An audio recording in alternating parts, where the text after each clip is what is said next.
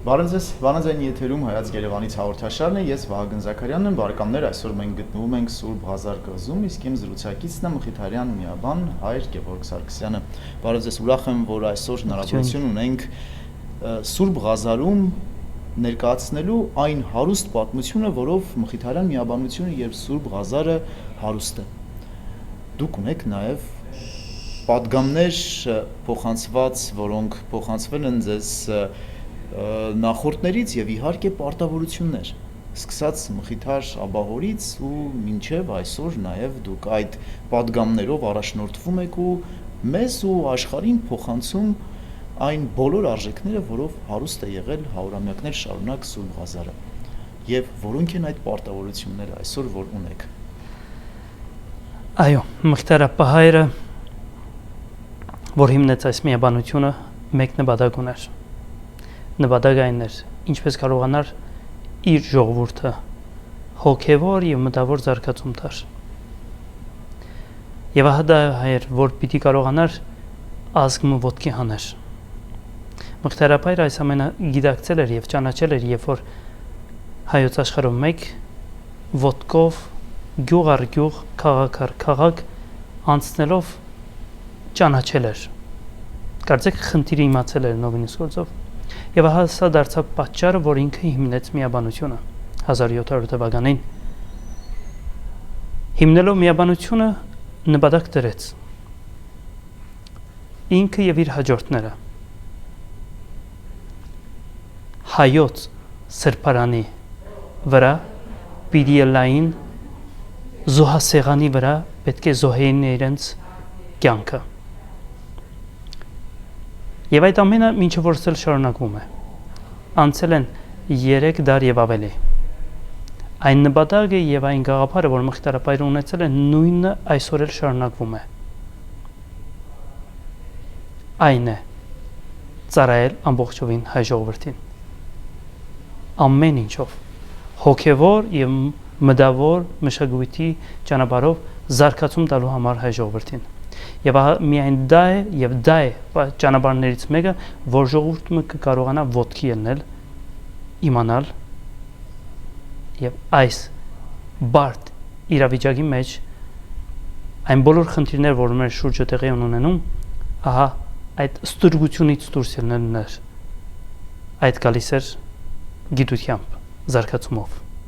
Եվ Մխիթար Աբահայրը դա հիմնեց եւ այդ մինչեւ որ շարունակում ենք։ Մխիթարյան հայրերը դա է որ ծառայությունը իրենց բերում են իրենց ազգին։ Առաջինը իրենց աղոթք եւ երկրորդը գիտական մշակութային զարգացումով հայ ազգի համար։ Հայր Գևորգ, դուք ամեն օր մեծ թվով այցելուներ եք ունենում, ովքեր գալիս են Սուրբ Ղազար ծանոթանալու համար այն հարուստ պատմությանը, որով հարյուրամյակներ շարունակ հպարտացել ենք մենք եւ իհարկե նաեւ մեր մշակույթն է այստեղ։ Այո, Սուրբ Ղազարը լինելով փոքրիկ Հայաստանը առաջին իսկ օրվան է, երբ որ հիմնադրվեց Մխիթար Աբահայրը ինքն իր ձեռքով այս ամենը կառուցեց, այն ինչ որ մենք հիմա կտեսնենք։ Մխիթար Աբահայրը ուզեց, որ իր վանքի մեջ պիտի լիներ մեծ գրադարան, եւ ինքը ստեղծեց այն գրադարանը։ Քանի որ գրադարանի եւ գրքերի միջոցով էր, որ պիտի կարողանար ուսում տալ, զարգացնել։ Ինքը չմտածեց թանգարան ստեղծել, քանի որ իր նպատակը չէր թանգարան ստեղծել։ Ինքը սրբարաններ ստեղծել, հոգևոր եւ գիտության։ Բայց առաջին իսկ օրվան է հիմնադրման կարծեք թե Մխիթարյան միաբանությունը դարձած էր մի վայր, որտեղ որ սկսեցին հավաքը գրվել հայոց սրբությունները, հայ ազգի գանձերը։ Եվ այդ ամենը մինչև օրս էլ շարունակվում են։ Քանի որ ժողովուրդը երբ որ կայցել է, կտեսնե, կգիտակցի այս սրբարանի եւ այս Մխիթարյան նվիրյալներու զինվորագրյալ այս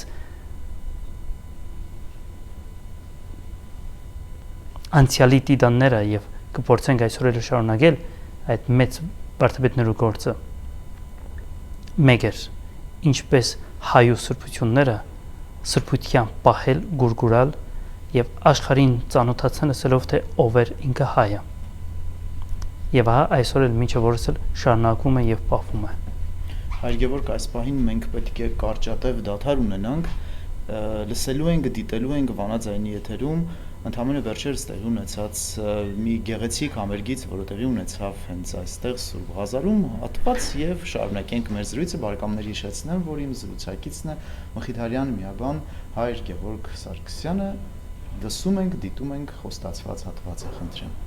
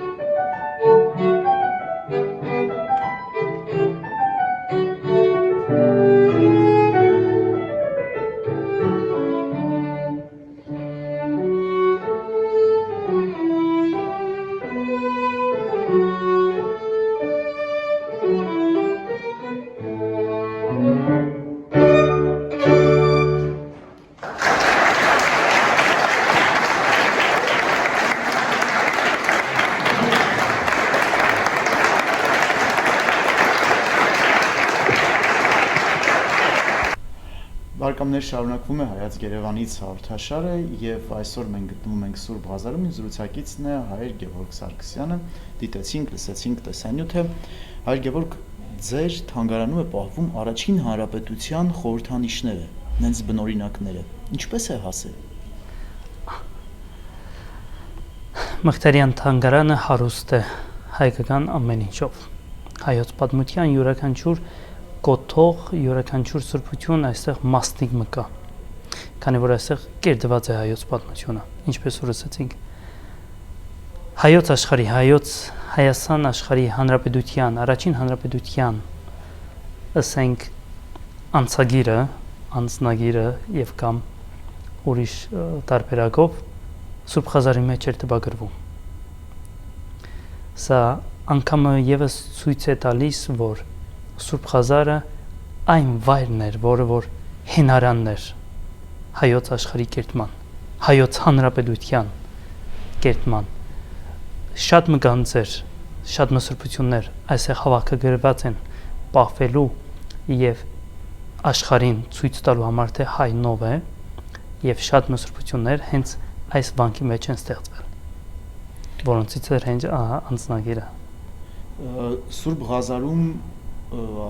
հայկականի ու հայի հետ կապված շատ ցուցանմուշներ կան, թանգարանային ցուցանմուշների մասն է։ Խոսքը սակայն ընթացքում նաև ավելանում են։ Այո, կարող ենք ասել ամեն օր։ Կարող ենք ասել դա ամեն օր է տեղի ունենում, քանի որ հայը, որ կայցել է Սուրբ Խազար, վերջում ինքը հասկանում է, որ սա այն վայրն է, որտեղ որ Մղթարյան հայրերը որպես զինվորյալներ հայոց սրբությունը պահող եկեղեցականներ հայոց այդ սրբությունները պահում են եւ լավագույն ձևով աշխարհին ներկայացնում։ Այնինչ որ մենք ունենք Մղթարյան վանքի թանգարանի մեջ հասած են վարդապետների միջոցով, իրենց առաքելության միջոցով եւ երկրորդը Մղթարյան միաբանության աշակերտների կողմից որպես երախտագիտության գանձեր, որոնք որ հասել են այստեղ, որովհետեւ երբ որ աշակերտը իր հասուն տարիքին հասած է կյանքի մեջ բարձունքներու հետահայաց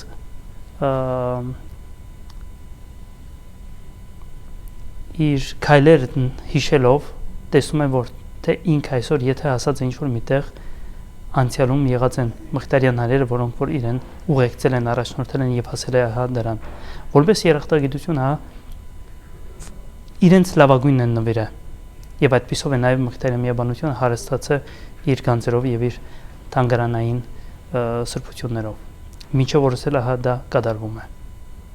Հայտնի է, որ Բայրոնը հային, հայկականը, հայերենը սիրեց հենց այս կղզում։ Այո, Բայրոնը հենց այստեղ էր, որ ճանաչեց հայու միտքը, հայու լեզուն, հայու խոսքը, հայոց լեզուն։ Ջորջ Լորդ Բայրոնը եղավ այն անձը, ով որ ուզեց իր միտքը դժվարին մի առարգայի մեջ դներ, որ կարողանար միտքը արթնցնել, միտքը փոխեր, քանի որ մարդուս կյանքը կփոխվի ամեն բան իր մտքից։ Եվ ինքը ուզեց ինչ-որ մի բան փոխել։ Եվ այս տարածաշրջանի մեջ այն դժվարին բանը, որ նա կարողացավ գտնել, դա հայերեն լեզուն էր։ Ուսուցչին Հայր Հարություն Ավգերյանի շնորհիվ նա կարողացավ այո ծանոթանալ եւ լավագույն ձևով իմանալ եւ գիտակցել հայու լեզվով թե ով է հայը, սովորեց հայերեն։ Այստեղ կարող ենք ասել, որ միջև անգամ պահվում է Բայրոնի դնային աշխատանքները, իր թարգմանությունները, առանցին թարգմանությունները, եւ որ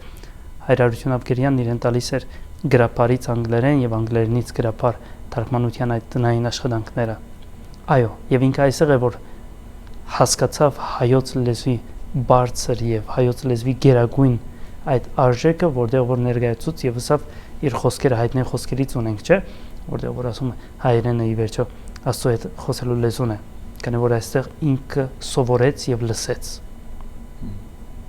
Սովորեց եւ լսեց։ Ինչ եք ամեն օր Սուրբ Ղազարից հային ու ընդհանրապես աշխարհին պատգամում։ Առաջինը մեր աղոթքը, քանի որ ինչպես ասեցինք, Սուրբ Ղազարը առաջինը սրբավայրը, քանի որ այստեղ Մխիթարապահոր հիմնած մայրավանքը, վանքը այն վայրն է, որ մինչև օրս այն օրվան է, երբ որ Մխիթարապահը 1717 թվականի սեպտեմբերի 8-ին մուտք գործեց այդ կղզի, մինչև օրս շարունակում է ամեն օր մեր սուրբ ժամերգություններն ու սուրբ պատարագները, ամեն օր աղոթները հայ ազգին, հայոց աշխարհին եւ հայ ժողովրդին, ով որտեղ որ է, հայոց աշխարհի մեջ, Հայաստան աշխարհի մեջ, թե Սփյուռքի մեջ ապրող հայն։ Եվ մեր պատգամը օրհնության հետ մեկտեղ այս է. գիտակցիլ եւ ինքնաճանաչ դառնալու, քանի որ ազգը եւ ի վերջո մենք հայերս պետք է վերագտնենք մեր ինքնությունը, ճանաչենք, հիշենք եւ վերադառնանք, քանի որ ունենք դա մեր հոգու խորքում, արտնցնելը պետք է մեր մեջ այդ մեր հայու իրապես իսկական ոգին, եթե այն արտնա մեր մեջ, ուրեմն մենք իսկապես այլևս ազգը եւ ժողովուրդը կդառնանք, որի համար, որի դիմաց ոչ մեկ արգել կամ խնդիր չի լինի, կարողանա հաջողել եւ հաղթարել բոլոր իր դժվարությունները։ Շնորհակալ եմ հարցազրույցի համար, հաջողություններ եւ դարձյալ հանդիպելու այս ցանկությամբ ենք հրաժեշտ տալիս ձեզ։ Շնորհակալ եմ ձեզ։ Շնորհակալ եմ։ Բարեկամներ, հիշեցնեմ, որ այսօր մենք գտնվում էինք Սուրբ Ղազար կղզում, իսկ իմ զրուցակիցը Մխիթարյան միաբան Հայր Գևորգ Սարգսյանն էր։ Հաջողություն։